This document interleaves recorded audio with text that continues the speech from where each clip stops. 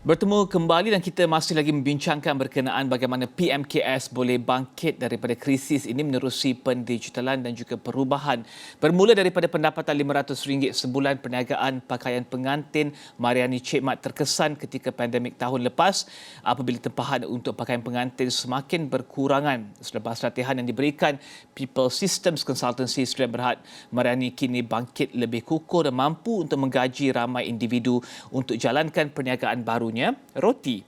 Saksikan cerita kejayaan dalam rakaman temu bual saya bersama Pengasas MyBread2u, Marriani Che Mat dan Pengarah Eksekutif People Systems Consultancy Sdn Bhd, Raymond Gabriel. Thank you for joining us, Raymond and also Marriani. Marriani, let's start with you. Perhaps we want to know why do you think digital transformation is crucial for the survival of micro enterprises like MyBread2u. Tell us your story. You went from about ringgit 500 of income, I believe, to about 5,332 ringgit, and you're now able to install a Wi-Fi at home and bought a new computer for your children's education. Tell us your story, Marriani. Basically about myself, actually I am a full-time housewife. Ada dua orang children, berumur 15 tahun dan 7 tahun. What I did previously is saya menjalankan perniagaan menerima tempahan pakaian pengantin. And by that time, early in the 2020, bermulanya MCO 1.0, saya mendapati bisnes jahitan saya itu terjejas teruk. Dan pendapatan tu macam makin berkurang dan berkurang. So saya mengambil inisiatif untuk memikirkan jalan macam mana untuk saya mendapatkan pendapatan dan mengikut keperluan penduduk semasa, penduduk tempatan, penduduk tempat masa itulah. So saya mendapati permintaan terhadap roti pada masa itu sangat tinggi, whilst at the same time bila demand tu tinggi tapi supply tu tak ada. Dan orang sekeliling pun macam merungut-rungut kan, fikir macam mana nak dapat roti. So macam masa tu saya tengok dekat mana-mana media sosial pun dia orang cakap okay, ada DIY, macam mana kita nak buat roti semua kan. So I was learning from there lah. I slowly gain knowledge dari situ and I start jual kecil-kecilan dan surprisingly permintaan tu ada dan tinggi sangat. Maknanya saya dah nampak lah kat situ bila income saya dah start jump up lah. So from there, bila saya buat, tapi without knowledge, saya pun dapat recommendation from my friend to join this short course from PSC. So from there, I learn banyak modul yang saya boleh praktiskan dalam bisnes. Okay. Raymond, tell us about the PSC's entrepreneurial program to equip marginalized community with the means and knowledge needed to participate in a larger or in larger financial systems. Why is their financial participation so important, Raymond? I think at the moment it's very critical for small micro businesses to understand how to cope with the pandemic. If you take a look at how business is done, right? Most of the time, the small micro entrepreneurs used to go out, they used to sell, through a stall, through a shop, or to be forward-facing, to face customers. But what happened with the pandemic and the lockdown is they had to migrate online. They had to sell business digitally, right? And many of them didn't know how to do it, how to promote their business, and how to actually get in customers from online platforms. So besides the online part, the strategy of scaling a business also is quite critical for a micro enterprise. Now, over the last 16 years, what we have began to teach people is basically how to strategize, how to grow their sales, how to grow their income, how to actually get in bigger paying, larger customers, so that the business income can go. Thereby, the impact to the family can be there as well. So we started this as a means of impacting small micro entrepreneurs, marginalized communities, and so far we've done about 50,000 in ASEAN. Yeah. Yeah.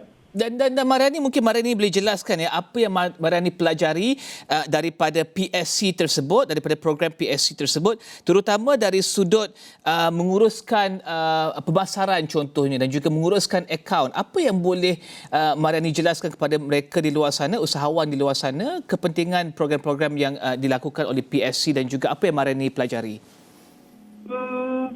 Okey, melalui PSC, apa yang kaedah yang mereka cuba perkenalkan tu pada saya sangat mudah, very simple. Modul yang diperkenalkan tu pun kalau itu kan tak banyak dan mudah untuk kita praktiskan. Macam contohnya kita simple, very basic one. The modul yang dia ajar tu adalah macam mana untuk bersaing dengan peniaga lain tapi dalam keadaan yang sihat. Which is you have to join dua jenis perniagaan yang berbeza kan. Okay, and then dia akan bagi kita macam mana untuk skill untuk memasarkan barangan kita melalui platform yang sesuai macam tu, yang kita boleh gain more customer. And ada lain selain daripada tu, kita boleh tahu macam mana cara kita nak memasarkan barangan kita tu melalui beberapa kaedah lah. Contohnya melalui pelanggan ke atas pelanggan. So contohnya saya dah dapat tarik our regular customer yang around us ni, and then from there yang mereka yang tertarik dengan roti kita tu, dia akan perkenalkan pada rakan-rakan yang lain. So it create networking lah from there. Okay. Raymond, share with us how many modules do you have currently and how do you deliver these modules, especially during this pandemic, right? Do you have online trainings for these entrepreneurs? Yes, we do. So we actually have 10 modules, and the basic ones we cover things from a little bit on blue ocean strategy. We cover things on how to actually improve their operations, how to scale their business, sales strategies, and it's mainly delivered online. So the first thing we got to do is to teach these marginalized groups, the micro entrepreneurs, the disabled community that we work with through another major partner of ours, Maybank Foundation. We teach the marginalized, the disabled, teach them first how to go online, because the difficulty is many of them have not gone online before. They don't know how to use Zoom and other. So we've created videos to teach them. We coach them personally how to get them online. We even sometimes pay for their internet access to allow them to actually come online. And then we put them through a structured 3-day sort of entrepreneurship program and mentoring thereafter, personal coaching to enable them to grow their income, just like Marriani here. Yeah? Marriani's income grew by 966% from 500 ringgit to 5,332 ringgit. Yes. She was also able to provide a new computer for her children's education and install Wi-Fi at home. But what about the other entrepreneurs that you've helped and you've trained out there? Tell us their success stories. Well, we have people like Mas Lizawati, who actually now gives jobs to people who come out from orphanages. There's 16 of them that she employs. She does selling chicken rice and other things through stalls. We have people who sell face masks, in Indonesia, in Philippines. So there's a lot of people that actually do businesses. And when they used to do it, they used to open up a stall in front of their house or try and go to a stall in an area where they used to sell, but they can't do it anymore. So we get them to move online. We teach them social media. We teach them how to promote their business on Facebook. And this has enabled this kind of major income increase. Now, there's only one thing that we ask from participants when they have that income increase. They have to help their community or at least their family members. So we've had these marginalized groups send their kids to school now. They can afford to buy devices for the children to study. Income is a fantastic equalizer. If we can continue to help those people who are entrepreneurs struggling through the pandemic equalize and raise their incomes, I think it's a fantastic opportunity for them to actually weather this period and get through these times. Ya. Okey, dan Marriani juga telah berjaya mengambil ibu tunggal bekerja dan juga meluaskan perniagaan ke kawasan Lembah Kelang. Ceritakan tentang pengalaman tersebut. Dulu Marriani bermula seorang diri, kini ada pekerja lain dan juga dapat menggaji pekerja dan komuniti di sekeliling Marriani. So the most important, I started join the course by end of 2020 tau. So surprisingly, just in few months, I dapat create my new environment yang lebih positif, and then I dapat help people around me lah. At the same time, I dapat give bagi macam bagi hadiah roti dekat orang lagi kan. So I just like happy lah untuk buat orang around me happy. Besides, I buat business juga. So apa yang menariknya, saya dapat bantu ibu tunggal yang mana dia pun meniagakan face mask untuk saya. Itu join business lah, beside business roti yang saya buat. And plus recently pun I dapat helper juga dalam family, which is dia kehilangan kerja dan saya bantu dia untuk gain income lah dengan sebagai pendapatan tambahan untuk dia. So saya rasa macam sangat membantu. Secara peribadi je, mungkin kita boleh lihat kepada perasaan tersebut ya. Apa rasanya daripada rasa hampir tiada pendapatan kerana baju kahwin tersebut mungkin tak dapat permintaan pada ketika itu sampai sekarang, apa rasanya Marriani? Saya faham apa yang rakyat sekeliling sekarang ni rasa. Dia akan rasa macam down sebab kita dah macam tak tahu nak buat apa, buntu semua kan. Tapi kita tak boleh mengalah, tak boleh jatuh terus dan jatuh lah. Kita kena fikir apa inisiatif untuk kita bantu family. Sebabnya macam saya sendiri pun suami hilang kerja kan. Tapi benda-benda tu semua tak boleh kita macam give up. Kita give up lagi tak datang hasil.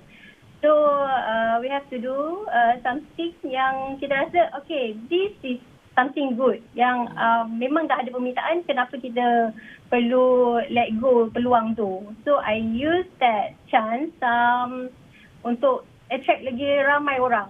Macam melalui sekarang kita platform sangat mudah, kita tak payah keluar dan kita just duduk rumah through FB, IG, TikTok. So banyak platform. Semua orang akan cari you. So you tak payah keluar untuk cari orang.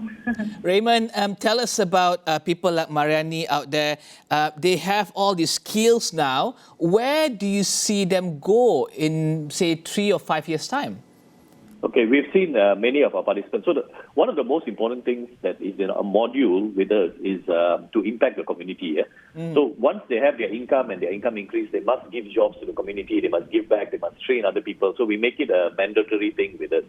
Now, people at Marriani, we've seen them grow like from 5,000 ringgit. If they keep working hard, they keep applying what is taught, they have access to other modules, to other programs with us. So they can keep growing. And we've seen some of them become SMEs that employ maybe 10 to 12 people, earn about 200, 300,000 ringgit a month. In spite of difficult times, in spite of coming from a very difficult background, like you heard about her. I mean, her husband lost a job, her income was down. There is hope in this pandemic. If we can find that ability to find that grace or passion that you have, turn it into a business, use our programs to coach you to come up. There's no limiting these people. They can actually come up quite high. Everybody has got a special grace or ability in them. If you can tap into it, the possibilities are there. On that note, we thank you very much Raymond, Gabriel, Pengarah Eksekutif People Systems Consultancy Sdn Bhd dan juga Marriani Che Mat, Pengasas MyBread2u membincangkan berkenaan dengan program PSC dalam membantu usahawan untuk transformasikan perniagaan mereka di tengah pandemik ini. Dan paparan itu akhiri Niaga AWANI untuk pagi ini. Teruskan bersama kami di Astro AWANI. Salam Aidil Adha dan juga salam hormat.